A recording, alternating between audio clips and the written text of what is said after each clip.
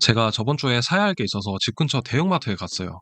마트에 가서 주차하려고 막 둥글리다가 비어있는 자리를 발견했는데 엄청나게 큰 트럭 한 대가 옆에 주차되어 있더라고요.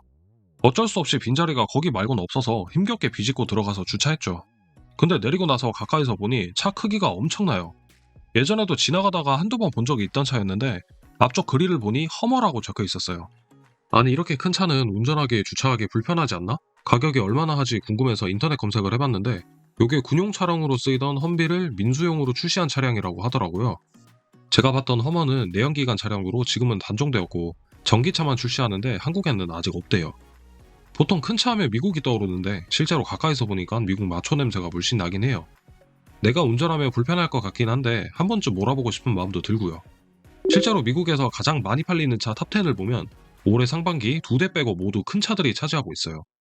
미국 자동차 하면 왜 큰 차가 떠오를까? 오늘은 그들이 진짜 대형 차량을 선호하는 이유에 대해서 알아보겠습니다. 미국인들이 큰 차를 선호하는 경향은 문화적, 사회적, 경제적 요인들이 반영되어 있죠. 첫 번째로 미국의 땅덩어리를 봐야 합니다. 미국은 세계에서 세 번째로 광대한 국토를 가지고 있어 장거리 운전이 일상적이죠. 미국인들의 월 평균 이동거리는 보통 1900km 이상이나 되는데 인구 밀도가 낮은 와이오밍주의 경우는 월 평균 3200km 이상 이동한다고 합니다. 어마어마하죠? 세단과 달리 큰 차량은 장시간 운전 시 더 편안하고 더 많은 짐을 실을 수 있어 이동거리가 많은 미국인에게 적합하죠.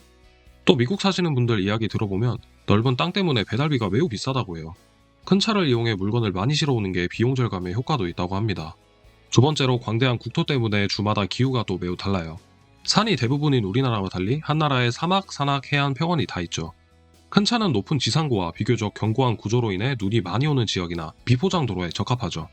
또 큰 차의 특징인 4륜 구동 옵션은 미끄러운 표면을 달리기 유리합니다. 또 평소에 주차할 때 상대방 운전석 부분에 문콕당할까봐 오른쪽 공간을 좀 더 띄어서 주차하지 않나요? 운전하시는 분들은 알겠지만 주차 공간이 협소한 곳에서 주차하는 게 여간 스트레스가 아니에요. 미국은 인구 밀도가 평균적으로 한국보다 낮고 그에 따라 주차 공간도 더 넓은 편이죠. 애초에 큰 차량을 선호하는 경향을 반영해 주차 공간을 넓게 계획하기도 해요. 요게 주차 공간뿐만 아니라 도로폭에도 적용돼요.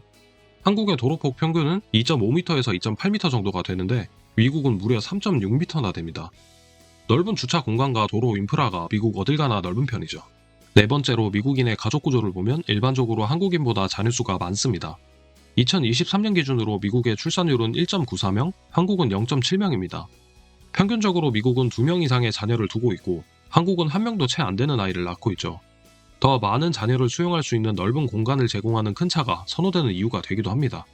다섯 번째로 연료 가격을 예로 들 수 있죠. 미국은 세계 최대 산유국 중 하나입니다. 자국 내에서 상당량의 석유를 생산해 수입 의존도를 낮추고 연료 가격을 안정시키기 유리하죠.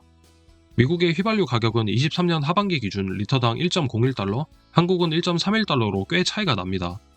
한국에 비해 연료값 부담이 확실히 덜하죠. 세계에서 가장 큰 정유 용량도 가지고 있기도 하고 효율적인 유통 시스템도 구축되어 있습니다. 추가로 연료에 부과되는 세금도 다른 여러 나라에 비해 낮기도 해요. 여섯 번째로 미국인들은 자동차는 단순히 탈 것이 아닌 개인주의와 자유를 상징하는 물건이기도 합니다. 미국의 자동차 산업은 20세기 초부터 급속도로 발전했죠.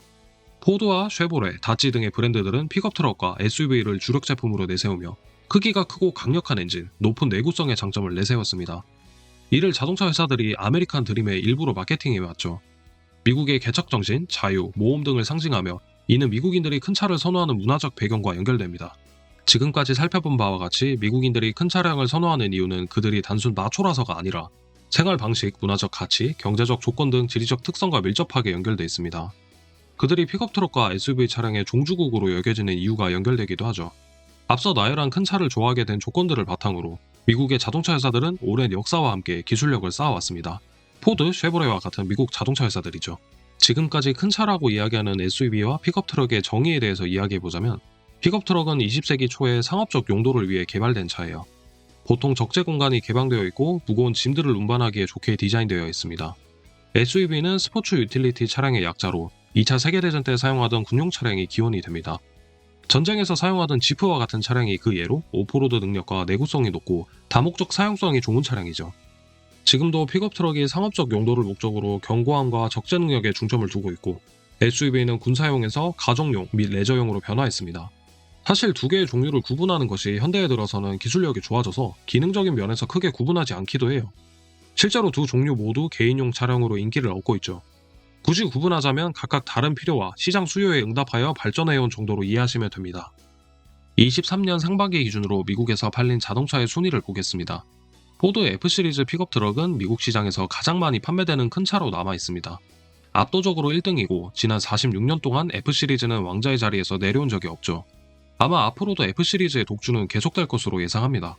2위는 쉐보레의 실버라도로 3위 램트럭과 항상 2위 자리를 두고 다투고 있습니다. 마찬가지로 픽업 트럭이고요. 4위는 테슬라 모델 Y, 다음으로 도요타의 RAV4 순위를 기록했습니다. 탑10 중에 단 2대만 빼고 모두 큰 차의 동무대로 남았죠.